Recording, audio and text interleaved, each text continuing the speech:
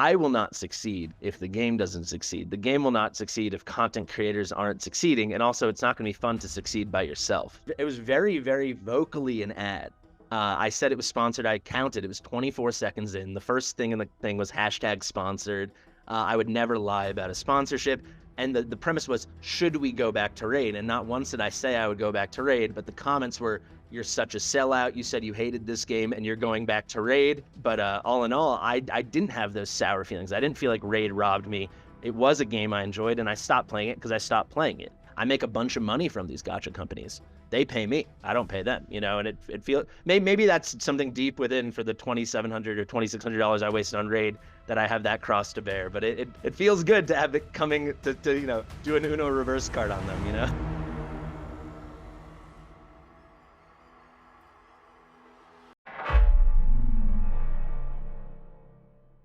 Hey everybody, welcome to this week's Fateless podcast episode. Joining me from the Fateless team is going to be Paul and Dirk, and then we have got a content creator, Fastidious, joining us as well. Go ahead and introduce yourself. Hi guys, my name is Fastidious. Some people call me Fasty. I make a lot of guide-based content and commentary and news content, primarily in Watcher of Realms. I just chatted with Dirk as well, though. I play Withering Waves, very much my side game. If I get my PC built, then I'll start streaming that again. But Watcher of Realms is kind of my bread and butter right now. And also, historically, the first game I ever made content on was Raid Shadow Legends. And you don't know I'm going to say this, the first content creator I ever saw full stop any video game, because I wasn't really a gamer, was this guy on your screen right now, Chosen. That's a fact. Hey, wow. So were you playing Raid back in like 2019 or something? When I started in 2019. Oh, okay. Yeah. Hell Hades, I don't know when he started making videos, but I remember when he came up. So we at least if he had started, you were definitely, you were the guy. And it was pretty cool. I remember it was you and a guy named Salt, if you know who that is. He did like voiceover. Oh, Salt. Yeah, that was an interesting one. Yeah. Yeah, very short. He disappeared, but for someone that had never played, not that many video games, period, but certainly had only ever played for like 2 seconds. Oh my God, what's it called? Hero Wars. Raid was like way more complicated. And yeah, that was my introduction to content creation, I guess. So I should thank you. Hey, I appreciate it. And you're crushing it, doing amazing over there with Watcher of Realms. So is that the first thing that kind of took off for you then? And yeah, kind of get it, I mean, like 10,000 views and stuff like that? Yeah, I get a lot of I'm all about how would I say it? I will not succeed if the game doesn't succeed. The game will not succeed if content creators aren't succeeding. And also, it's not going to be fun to succeed by yourself. So I'm all about helping other content creators and chatting with other content creators and taking advantage of the fun thing we get to do like this, where you get to network with other people that have the privilege of playing video games for a living or something adjacent to that. So people always ask me, like, what do you need to do? And it's kind of hard to say, because with Raid, I do think I hope I'm a lot better now. But when I covered Raid in 2021, it's not like I was trying less, you know? I think there's a huge amount of luck in it. And yes, to circle back to your question, I think it was just, I wasn't on the game at the start, like Ivy or Mob Bucket. And I was a little earlier than like Hell Hades and Ash. But it just, you know, maybe my style clicked with this demo. It's slightly older. I don't know. But yeah, I would just say once it started working, I started trying even harder. If you want a little bit of personal history, I blew out my knee. That's why I started making videos again, because I couldn't work. And like it worked. So now this is my work. So that's kind of funny. Yeah, that was going to be my question, because you said you weren't really like a huge gamer. You didn't grow up like a Blizzard guy or like a console guy or anything, but I hope people watching this that don't know me, I'm assuming it's a lot, don't judge me too hard. I grew up I like Zelda, but like really just Ocarina of Time and a little Majora's Mask. Not even like a huge Zelda head until like very recent years. I played Super Smash Brothers Melee with my friends like once every few months. And then I played a lot of sports video games at my friends' houses. Like, that was it. Like, I played, if anyone's a baseball fan, I mean, you said you played college basketball, but we had a Ken Griffey Jr. baseball on Nintendo 64 of course in I know 1998. That, yeah. The best video game ever made. I will die on that hill. That's my most played game ever, except maybe now it's Watch of Realms. I don't know. But I used to play that game all the time. And aside from that, it's like Madden at my friends' houses or 2K, you know, create a player at home. In college, I played a lot of FIFA, like a lot of FIFA.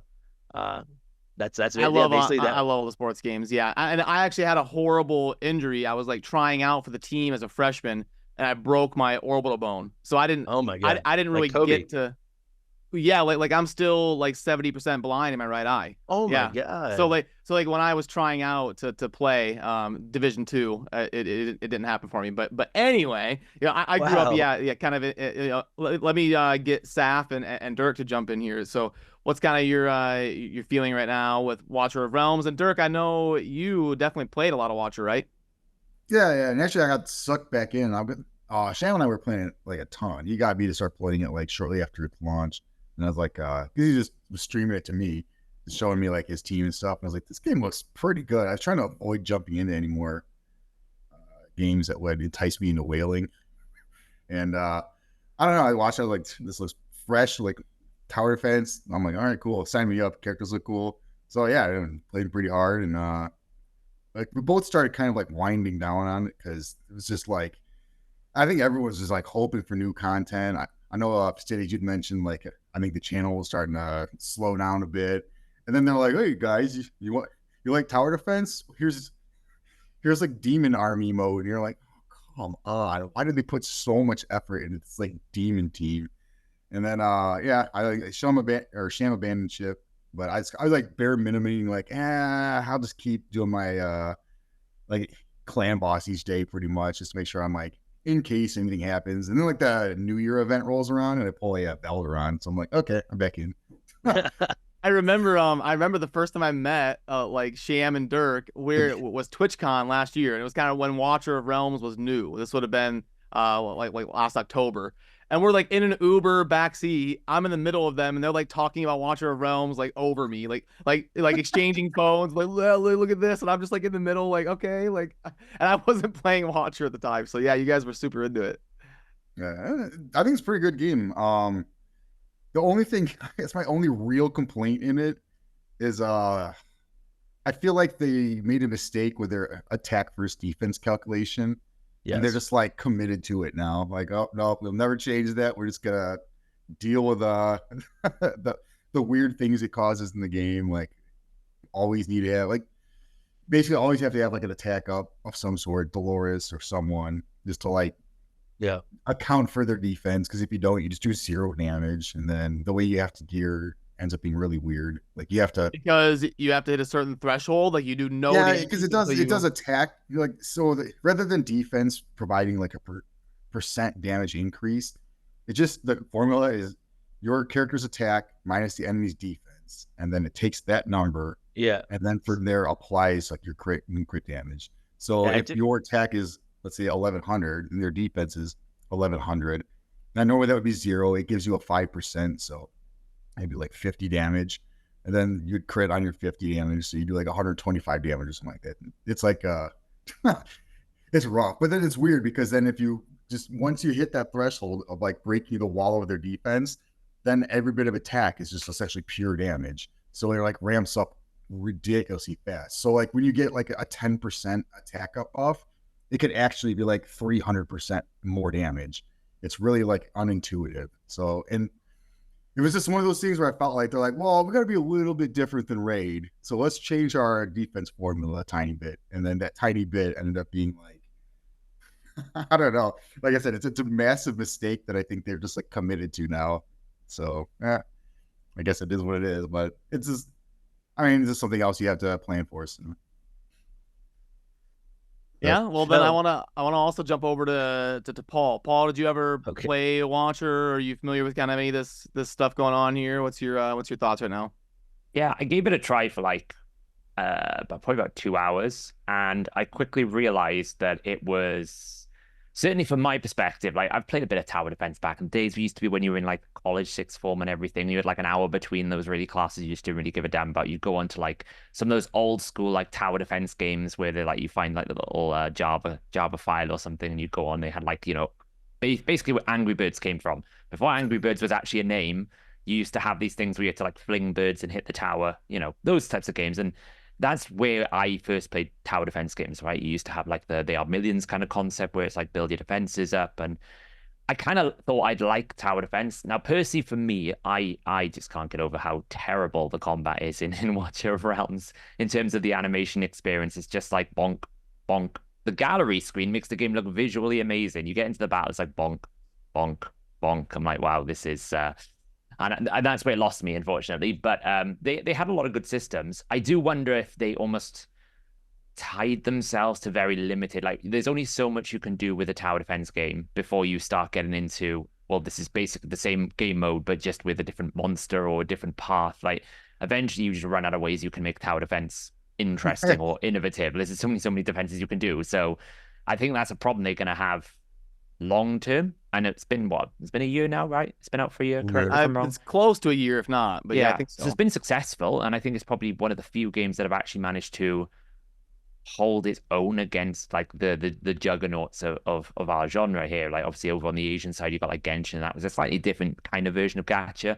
And then on the Western side, pretty much it's like the main competitor is, can you compete with Raid and Summoner's War? I always mix up with Summoner's Glory and a couple of others, but those two long-standing behemoths. A bit like within the MMO sphere, like there's so many WoW killers that come out, but really they kind of stick around for like a couple of months, and then they kind of go, everyone goes back to WoW, everyone goes back to like the one MMO they've played for years. So yeah, that's my level of experience with Watcher Realms. I haven't really gone into, and I will say, like, it always comes with a caveat of like, did I give it enough of a time to like justify You definitely itself? did not. Yeah, No, I you probably didn't. But to me, it just lost me when I got into the combat, and I was like, it felt so much of a letdown from the gallery screens and the models that they had of the heroes to go into the battle, and then it was just like, oh, so the combat is literally just bonk, bonk. But yeah, that's my experience of Watcher. Steph, I didn't know you played They Are Billions. I'm learning here. Did you beat Yeah. They Are Billions? God, no. Yeah. No. Awesome game. If you guys haven't played They Are Billions, awesome game. But anyway, so the way we kind of like to frame these typically, and trying to learn from people like yourself, Fastidious, and just trying to get as much perspective as we can. I know you've done a lot of like Raid and Watcher and stuff. Is there any like one super positive thing or one super negative thing that you're like, when you guys are designing your game, it would mean a lot if you guys had this in your game because I love it, or it would mean a lot if you guys don't do this because I hate it? Is there anything that really stands out to you kind of from your end? Yeah, sure. I'm a little caught aback. I didn't realize the bonking would be on the game that I spend hours and hours and hours of my life every single day playing. But sure, I'm sorry. bonk away, guys. I would say, yeah, I mean, I'll stick to the positives. So with Watcher Realms, I think the graphics are fantastic. I actually think the combat graphics are very good. But no, without question, the design is really, really fun. And there's a very, very acute attention to detail without a doubt, which without a doubt makes a ton of money for the game. So if you're talking about the success of your game, every new hero, sometimes it's going too far, and like the details are being very detailed in the this way or the ass way and stuff like that, which is a video I just filmed yesterday talking about that. But without a doubt, it's very, very impressive graphics, and that's something that gets people very excited. I will say Raid, I think, was like definitively, at least back when I played, I understand things have really changed. I haven't played Raid since the very start of 2023. Haven't played it very actively since probably the end of 2021, the way I used to. I probably, compared to most people, did play it a lot during 2022. But what I would say is the initial gameplay loop in Raid is brilliant. So I'll say that. And I will say, yeah, I'd say lean into what your core mechanic is. So I think a thing with Watcher of Realms is we were actually chosen, you and I were talking about this before you other two joined a little bit more casually. But one thing with Watcher of Realms is there's certain pieces of it that you have to play very actively. And for people that come from a Raid or an AFK journey or a million other games I don't know, I think you're used to a bit more of an idle experience. And there's parts of Watcher Realms that are very, very not idle. And I think that can turn some people off. And I think without a doubt, it has limited the game's ability thus far to grow. By the way, just did pass a year. I've been very busy the past month with all the anniversary events. But what I will say is that for me, I don't think it's a problem. I don't know what their bottom line looks like. I think clearly it's not in the red. But for someone like me, that's what I enjoy. That is why, I was talking to you.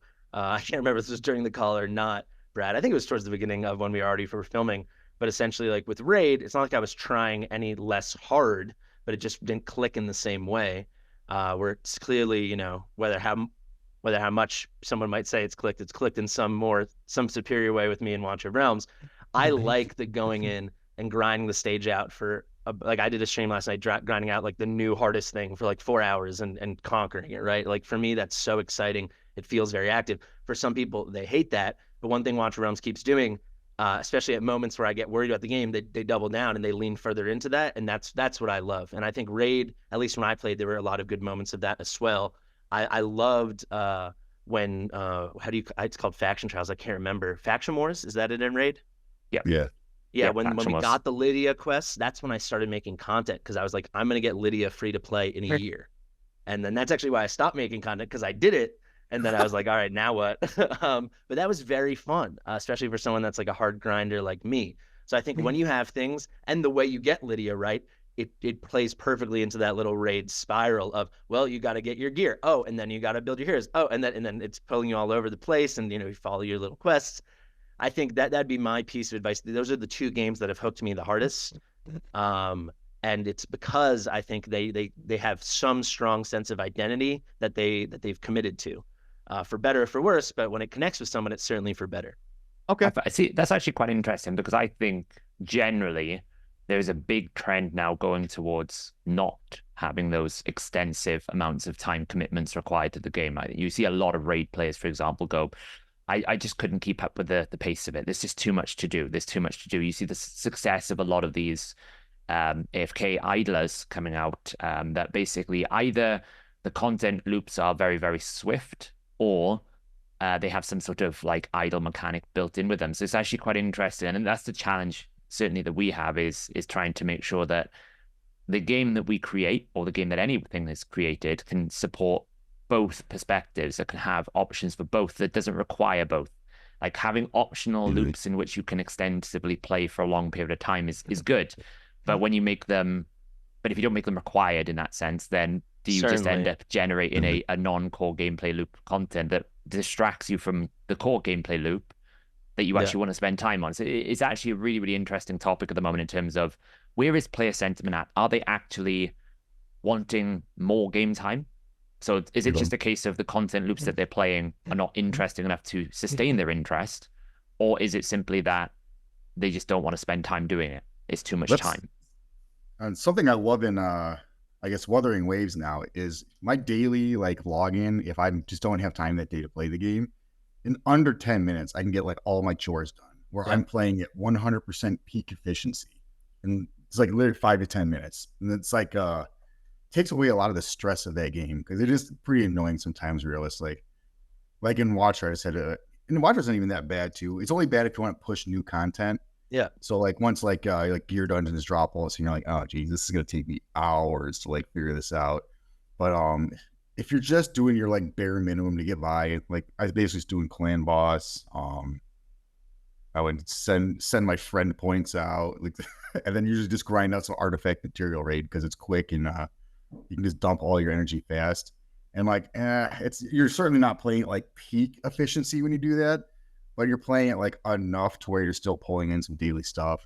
And yeah, it'd take me like about 15 minutes or so. So it's like not too bad, but yeah, I understand like you were saying, like if someone goes into it thinking you're just going to press auto and clear new content, it's like not the game that you're playing because it's certainly. Yeah, and basically what I was speaking to wasn't that the reason these games are good is because they take a lot of time. It's because these games made the decision that they take a lot of time in specific aspects, and they've committed to that. So it's like the way if AFK Arena, which I've never played but I understand is very AFK, it's very idle. If they started adding like you said, a SAF, like some required content that all of a sudden takes all this time, you've completely undermined the identity you built yourself upon. So that's more what I'm saying. And I will just quickly respond. Wuthering Waves, it's amazing. When I hear people complaining about Wuthering Waves that there's too much to do, it's like you're just playing the game wrong because I do the same thing. It takes me 8 minutes, peak efficiency, in and out. Because like last night I played for 35 minutes. Some nights I can play for 2 hours. A lot of nights I can only play for 8 minutes, and that's awesome.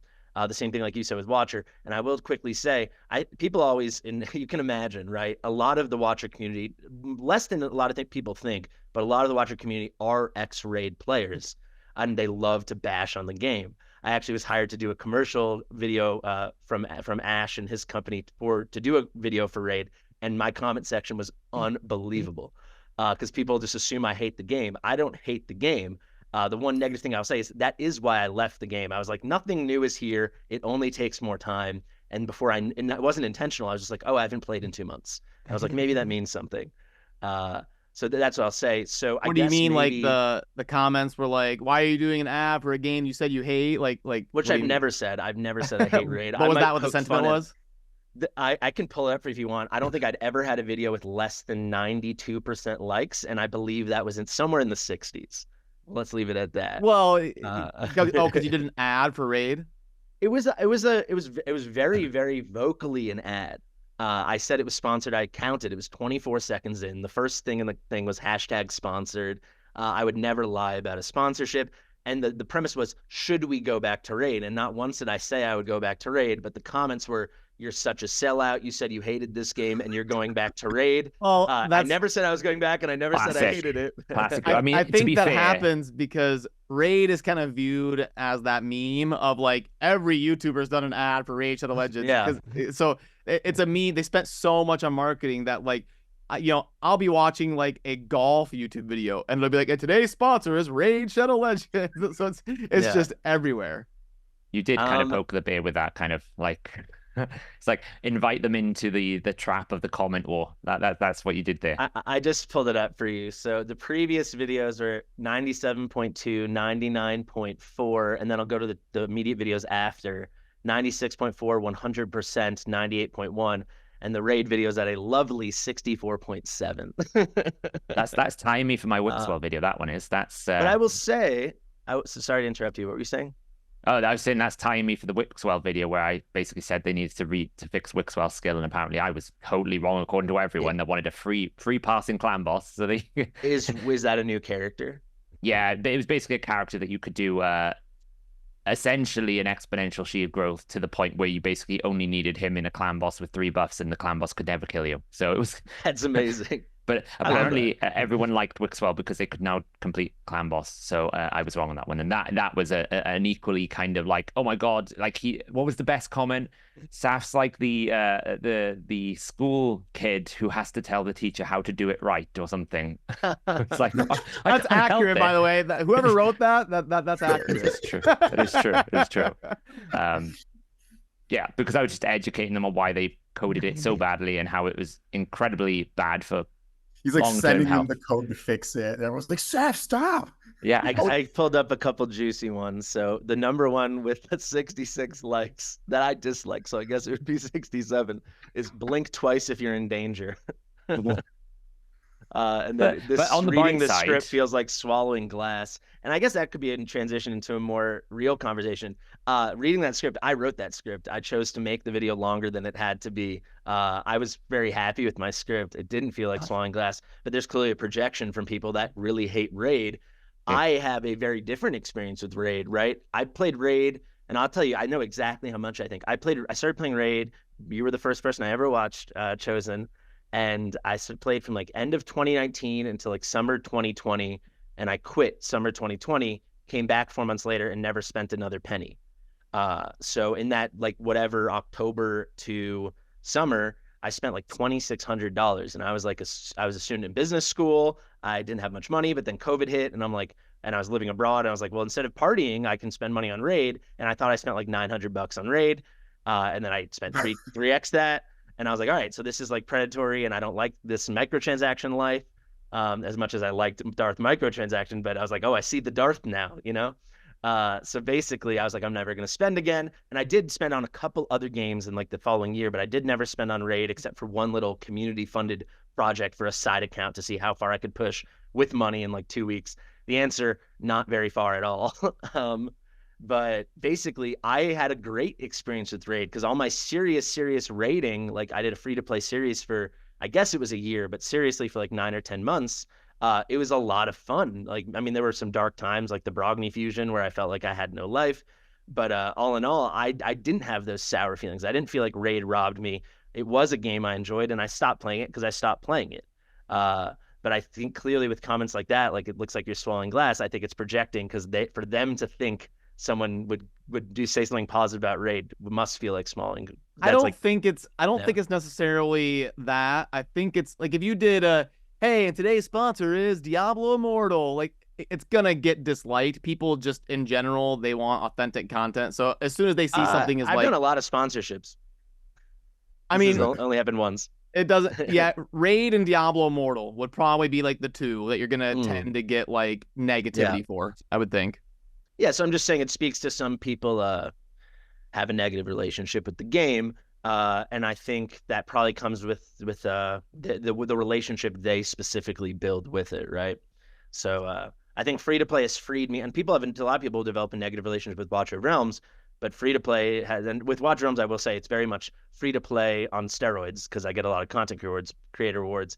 But the first while I did it, I didn't get any of those. And for me, it always colors my experience differently because I make a bunch of money from these gacha companies. They pay me. I don't pay them, and it feels maybe that's something deep within for the $2,700 or $2,600 I wasted on Raid that I have that cross to bear. But it feels good to have it coming to do an Uno reverse card on them, I was gonna say, is that what got you into content creating? Was that not at all? I never dreamed of being able to. I never thought I'd get rewards. With Raid, I did hit 1,000 subs, but it was at the very end when I was already not really playing the game, so I was never an official content creator. With Watcher Realms, I never thought I would be. I had no idea about the program. Literally, I didn't no idea I could get diamonds until one day, like 25,000 diamonds popped up in my inbox. I had no idea. A lot of people, and I'll say now some of them have become really good content creators. A lot of people started just for the diamonds because the diamond system was broken. Because there was a wave of content. It was broken. It was broken at the start of Watcher Realms. I think once the news went out, there was like, wait, people are getting 10,000 a month for this, or is it a month or week? It used to be. This is like a little tangent, but I think maybe like you Raid guys will get a kick out of this. Our diamonds are like your gems, I believe. Would be a direct parallel. And there was a time, and I was the telling on everybody to the teacher because I was furious. I found out people were getting paid per creation for events. So imagine, what was his name? Withal, you said, Saf, or Wixel? The character. Wixwell. Sorry, what was it?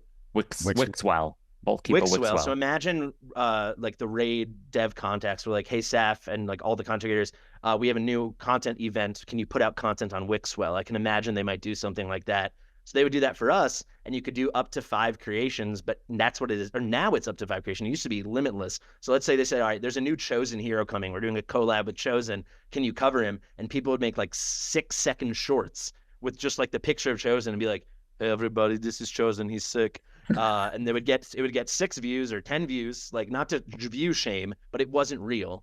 And they would all get like 1,500 diamonds for each one of those, and they would spam out 20. It was fun with that stuff. So I remember there was a time when we had Ma Bucket, who was like the top of our game for content creation. He told me he got like 18,000 diamonds one month, and I heard of a guy with 4 subscribers who got 40, and I was like, all right, we got him. This is crazy. But yeah, it's an interesting thing. It was that was a time. That's hilarious. Yeah, Raid's creation program was nothing like that back when they created it. But yeah, so something I would also want to get your perspective on is on the other side of it. Is there anything in your experience from these games like Raid and Watcher where you're like, please don't do this, like please don't put this in your game? I know we've had people like Papa Rock talk about like do not do polymorph. Like, do not put that in your game. So is there anything that sticks out to you where you're like, this just completely ruins it? I would not want to play if you do this kind of thing.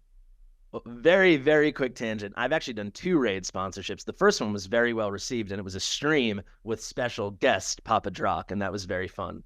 And he did talk about, I didn't even remember Polymorph because that was like about when I left the game, and that was very funny. He's a very funny guy.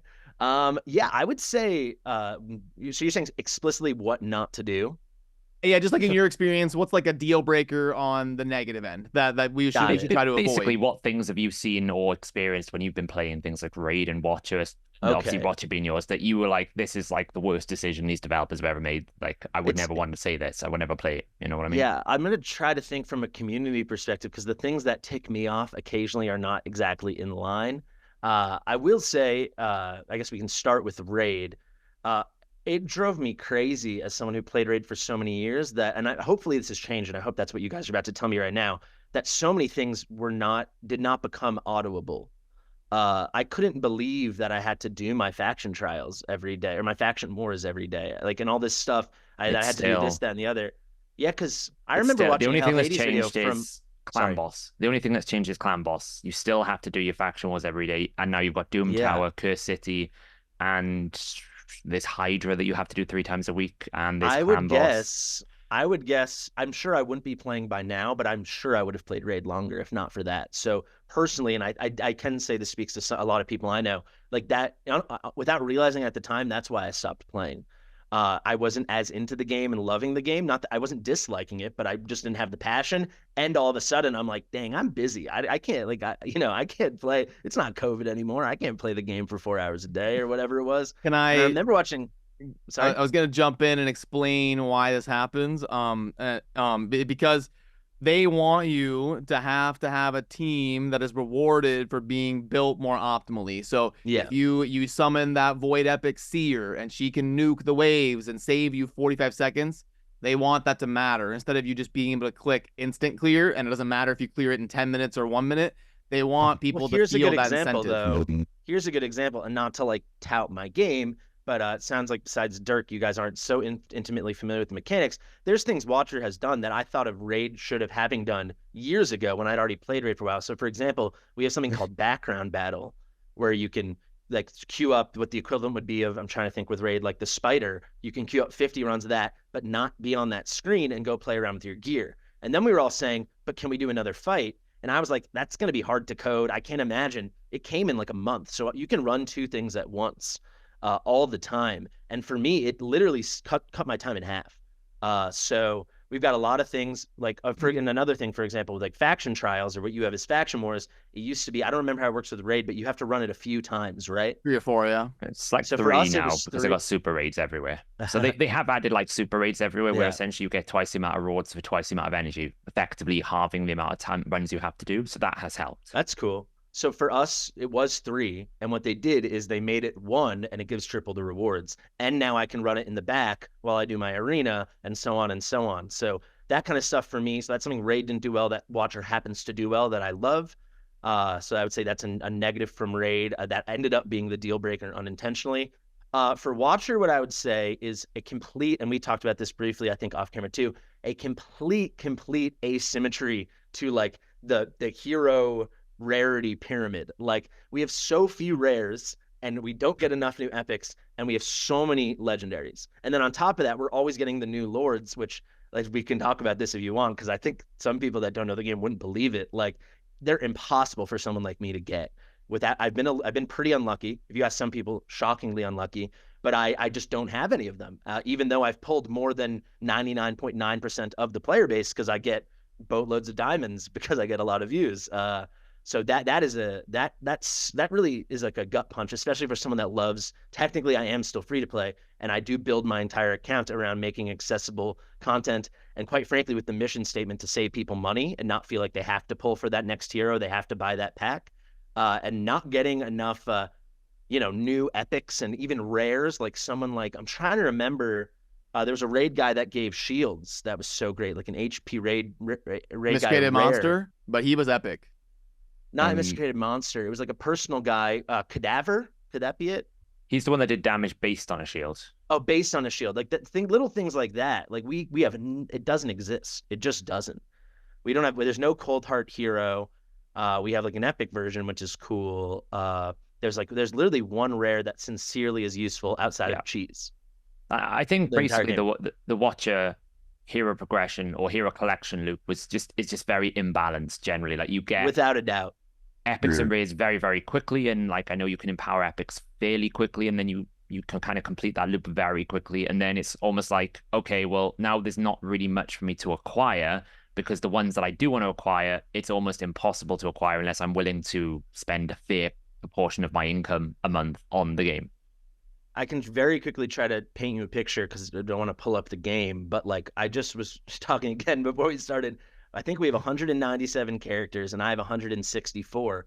I'm not missing any normal character that I need. Not a single normal character, literally. So you can imagine the way you guys have void shards, we have something called ancient summoning crystals. That's like the really hard to get premium stuff, which I get free to play the most you possibly can get because I'm completely end game, right? So I max out those and it is a ton. Like when I started, we were getting maybe 10, 15 a month. Now with like all the new content and this, they've done a great job. I believe I can get like 65 a month. You can get a guaranteed legendary lord at 220. Realistically, it's between 200 and 210. But I literally have nothing left on my roster that I need except for a couple rare that would be nice things that are normal. It's only that stuff, like literally. The remaining like 30 things and like the 12 relevant guys I need are specifically the pray to RNGesus. That's it. Yeah. For context, I literally got an epic that I've never been able to summon. And obviously it wasn't a void epic, it was a normal epic, so you could get it from ancient shards. It took me 4.5, well actually probably 5 years to get this one epic. I started to doubt whether or not it was in the summoning pool because I was like, it felt with all the ancient shards I've summoned over 5 years, because we obviously in Raid you get quite a lot of ancient shards. I was like, how is it physically possible that I've never been able to summon this one particular epic? So yeah, I mean, that would probably never happen in Watcher with the level of spending that goes into some I of have our one. I content have one creations. epic. I have one epic. The whole Lord scene. Sorry. Oh, Well, yeah, I'll just say very funny, and you'll understand Right. this, Dirk. I have one epic on my entire account. I don't have. Guess who it is? Is it that crossbow wolf guy? That's an incredible guess. He probably is the rarest. No, the one I don't have, and I'm a free to play player, is the one you can buy for $5 on the first day. That's the only really, one I've Iona? never pulled. Well, Yeah, no, I Iona. actually pulled her once. And Yeah, because I bought her for the $5, and then yeah. They I, like, tank her didn't even realize rates she's to in make the you want to pool. pull her, and I never bought her. It's She's a the one cutscene. hole in my account. Because yeah, I like all of a sudden got her as an epic, and if you get an epic and all of a sudden triggers a cutscene, you're like, oh, it's Oblivion or something. Nope, it was like this new cutscene I've never seen before. She like kills Silas in the cutscene. And I Yeah. was just like, what? Like, this is incredible. Like, why is she so rare though? I don't. Yeah, I will say some of the stuff you've talked about, like, oh, this would have helped not be caused me to quit. Those, we can't confirm obviously that anything is coming for sure. Leak alert. But those quick, those silence are, him. Those are in our discussions. Like, we're having discussions on some of those features. Well, we talked about they're on our doing radar. lords, and I hate the lords honestly. Because for the longest time I got Twin Fiend like in my first week. It was like day 1 Whoa. Zilla 2, day 2 Hex, and then day 7 Twin Fiend. So I was like pretty set early on. You were playing on But easy like, that's mode. all I had. I had Twin Fiend, Venoma, and then Araka, and that's it. So it was like I felt like half the roster, even though I had all these characters. Like when like Lust came out, I pulled during the Lust banner, I pulled Salazar, Arrogance, and Lust, and I'm like, oh, this is awesome, but I don't have Torador, so I guess I like wasn't exciting for me. There's so many characters in the game I would get should have been exciting that I just. Well, if I don't have the Legendary Lord, I'm kind of playing this faction suboptimally, so I shouldn't even bother. And it just, I don't know. And it takes away so much fun of pulling shards when you just like don't care about so many heroes until you get that Lord. Like Cultist, no, I don't have any good Cultist Lord. And it's just like, well, until I get Morgan or something, like every time I get one of these new heroes, it was like, I really agree. I think what a lot of these, because obviously Raid have tried to enter into the realms of a Lord concept with their new Unity heroes, where What is that? So Raid has this new concept of a hero called a Unity hero. So effectively what they are is a base hero, but then if you add more of the same faction, it gives them enhanced effects of their abilities. So for example, they've just added a new Lizardman, where if you have 3 lizards, it almost like it will do like 100% more damage. So the concept is like you want to play them with new heroes. And I think what we end up seeing, and it's part of some of the discussions we've had is specifically around like Lord systems, and as much as they're conceptually and thematically cool to have someone lead the faction and be like the pinnacle of the faction, like the one that represents the faction the best way, like from an implementation point of view, from a player's point of view, they're actually quite hard to make sense, because with Raid it's almost like, well, it's great, yeah, cool, if I get 4 of the same faction, but I can only pick 5 heroes most of the time, and in Arena I can only pick 4. So is it viable to really construct a team to be able to make them? And then if you can't get the 4, does that hero then no longer have value because effectively the bonuses you require to make them work, they're not there? And I think it's very similar to the Watcher system. It's like, well, I've got all these great factional heroes, but if I happen to have one Lord in another faction, well, now instantly it devalues the one that I don't have the Lord in, or maybe the Lord is required to almost like contextually make the faction almost like come together. And I think that's often a problem in a lot of these hero collectors, where they try to almost like set up this faction captain or some sort of hero that like brings the faction together. Is either it like completely redefines the game for you and then undermines every other hero, or if you can't make it work, they're like, well, they're great conceptually, but you just can't experience the success of that hero the way it's meant to in the game. Yeah, I think that's a great point. Yeah, it's definitely a tough mechanic to get right. Sorry, do you have something you wanted to say, Fastidious? I was going to say, the one thing we do have is we have epic lords, and they are supremely accessible because the way if you have, I think in Raid it's a fragment fusion. It's called a shard summoning event, but you're collecting pieces, and you can eventually get every epic lord. So that is great. And they have released new ones, even in factions that already had epic ones, and they're better. So I still have beaten stuff with my epic lords. It's just harder, but Torador is the perfect example, Dirk, because like I have an A4 arrogance and lust, and like my nightmare squad is wild. To this day, I run Wrath in my GB1 and my GB2 teams, and it's like people rag on my scores, and I'm like, guys, like I don't have Torador. Like it doesn't matter how good my gear is, doesn't matter how hard I try. It is like it does place a hard ceiling on your potential, because which is supremely frustrating when you don't have a say, right? It's like all I can do is hope for nascent summoning banners and cross my fingers because I'm running out of new heroes. So I just gotta hope every time I'm narrowing in on Torador. Like it is like, I really hear you guys. I will say I assume financially it is wildly lucrative, because I will go onto someone's account and I don't know if if Ivy would have told you this, Chosen, but like I have like a pretty lucrative takeover business. And lords is this going to take me X amount of minutes or 2X amount of minutes, It really can be that. They're like, I want you to do a guild boss takeover for me. And I'm like, oh, you have Wrath? Oh, you have Torador? Okay, great. Like, and that is a wild thing. And you can see how it can motivate people. Like we just had a Praetus banner, Dirk, who is the best hero in the game, full stop, and the best lord in the game. And people spends a lot of money. I'm sure, yeah. Because you get it in Raid. It's the same thing, right? When Trunda comes out and it's like, well, Trunda's the answer to Hydra. It's so much stronger than everything else. They put Trunda in a ×10, or if they ever made Trunda a guaranteed, I would imagine whoever is the marketing executive is buying a yacht and taking a holiday that weekend, because until because they've kind of publicly confirmed they're not going to nerf the champion, that it's the best. It's by far, when we're saying it's by far the best in Hydra, we're talking 50 times stronger than any other team you can build in Hydra at the moment. It would attract people's interest, and you can tell that they always check these as well, like the big like the Tarasa Marichka, they just kept doubling down on it. And when it was like a ×15, they're like, great, you can probably see them going, the void shards are coming in. And yes, it makes sense that you have some sort of hero that kind of brings it all together. I mean, they had a similar thing in Dragonite a little bit, where they had like types of heroes, and it was like if you didn't have the damage dealer that matched that type, it was like you could have everything else around it. You could have all these other types. You could have literally every type in the game, but if you didn't have the one that was the linchpin, so in Wild it was like Flora, in Rally it was like Filto. It's like why you could have all the best Rally champions in the game. It doesn't matter because you haven't got the damage dealer. Without the damage dealer, it just doesn't work. Like they're all useless, and it's somewhat of a positive because it creates this hype that if I get this one hero, amazing. And then when that one hero is on a promotional event or some sort of in-game activity, it's like, okay, well now the people they could probably see in their charts in-game player activity goes up. But the problem is if you summon then a champion that kind of fits with that, and you don't have that linchpin, it's almost like, well, that was a waste. Quick game.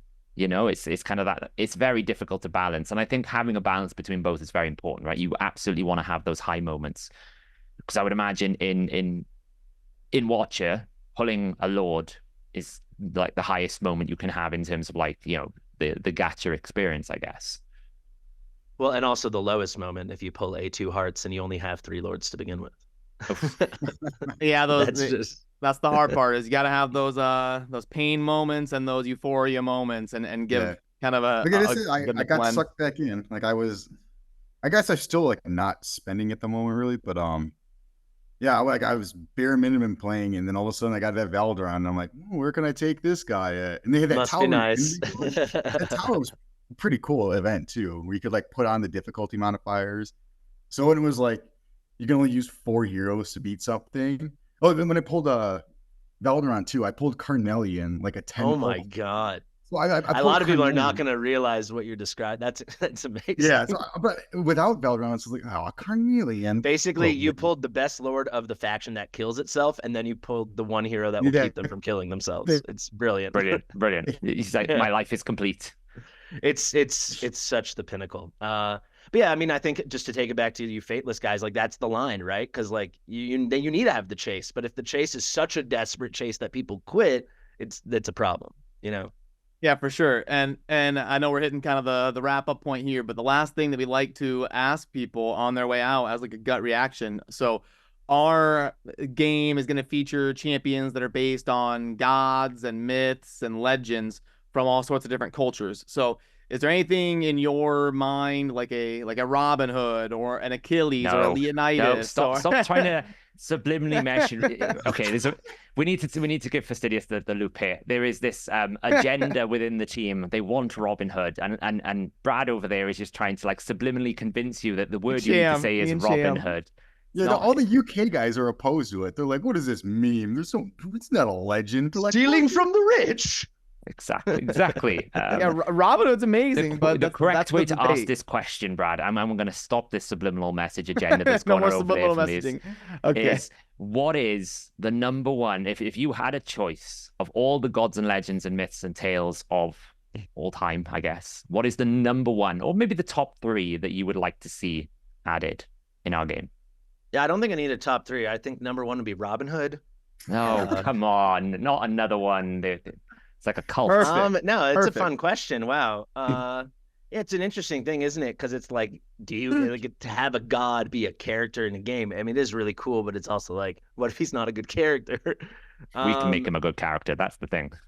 It's a great question. How in depth are your mechanics? Like and like the animations. Like, could we get like a Moses pounding a staff and all the heroes go? I mean, we could. We kind of. I mean, we could. I mean, just basically go your dream scenario. It doesn't have to be restricted by any concepts. We have Ramses, and that one's already like shown. It's like that's not elite. I think a Moses thing parting all the enemies would be really badass. I think maybe like a Hercules with the Pegasus. That could be really cool.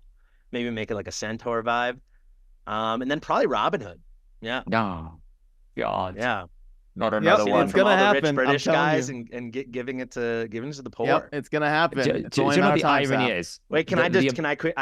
Jokes aside, Robin Hood could be like he could like take the buffs and take the buffs from the rich and give to the allies. Exactly. Right. Oh, I think there's a agree. lot of. I think it'd be weird not to include it. There's a lot of potential there, actually. The irony is the Americans want the British guy and the British guy don't want the British guy. It's just like there's some irony here. I love it. It sounds I love really it. fun. Can I ask you very quickly? So Fateless, I know a very limited amount from what Hell Hades told me about it many months ago. Is it gonna? In what ways do you envision it being like these other games, and what ways is it different? What's the thing that we're gonna be like? Oh, that's really familiar, and what's like the USP like unique?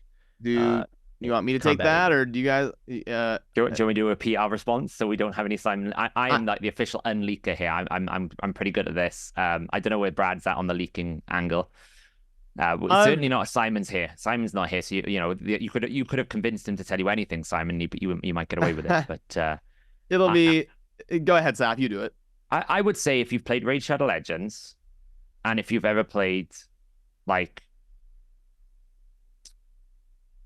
how much can I say without leaking? If you've played Raid Shadow Legends, then and pretty much Watch Your Realms and Eternal Evolution, like you'll get the concept of the core gameplay loop in that. Like, it's a hero collector. So if you've played a hero collector, you'll get it. Now, obviously, we're not tower defense because that would like just be straight copy and Watch Your Realms. It'd be weird. But there's so many things we can't talk about that kind of like sets us away, that we have really, really cool ideas to implement. But generally, from a sense of feeling like if players are used to the concept of hero collector, hero development, and that kind of RPG feeling, then that is the experience that you will get with the added bonus of all the fables of gods and legends. We have a running joke amongst the design team that by the end of it, we could probably go and get a PhD in mythology and classical studies, but with all the different laws and histories. And there will be certainly as well, for anyone who enjoys backstories and myth and things, they'll learn a lot from our game, probably, because we're not just doing, oh, here's like, the typical gods and legends that you would, or here is like, this is the obvious one. There is actually a lot of lore and backstories that we have delved into. Probably a lot of people would expect. And that is probably about as much I can say without leaking something that I shouldn't be leaking on a podcast.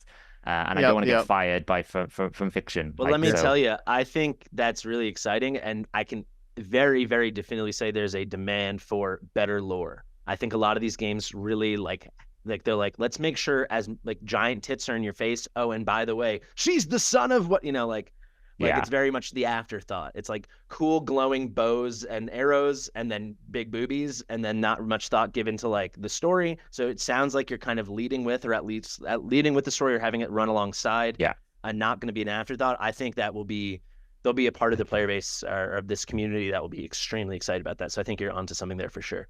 Yeah, and it goes beyond lore. So our plan is to make sure that the heroes and the characters that we design are actually thematically tied to who they are, right? We're not just going to go and design Ramses and then he's going to go and, like, I don't know, call a lightning bolt from the sky, right? That's not. And some other games do this, right? They'll go and get like the named characters, like we've seen different games like God's War, God's Raid, and various different things. And then you go and look at what they do, and you're like, well, this just doesn't make sense. Like the character is called this, but it's nothing like this. So a big part of us is like this realism within our experience that I love that you actually can invest in your characters. I do want to shout, like, story wise, we definitely, there's going to be a story, and it's not like totally an afterthought. It's not like a super story driven game. Like, me personally, I was always really technical difficulties. Technical difficulties there. They're from Dirk, but they described it pretty well. Is he back? Is he back? I'm gonna give you everyone. Sorry, I keep cutting out here. So your camera keeps like pausing, but that's okay. Anyway, we're hitting that point in time. But Fastidious, it's been awesome to chat with you and get to meet you and hear some of your perspectives coming from all of your experiences here covering games and playing them as well. So we will link to Fastidious's content down below in the show notes. Definitely check out his content over there, crushing it with Watcher of Realms and all the stuff that he does. So cheers, everybody. We will see you soon in next week's Fateless podcast episode.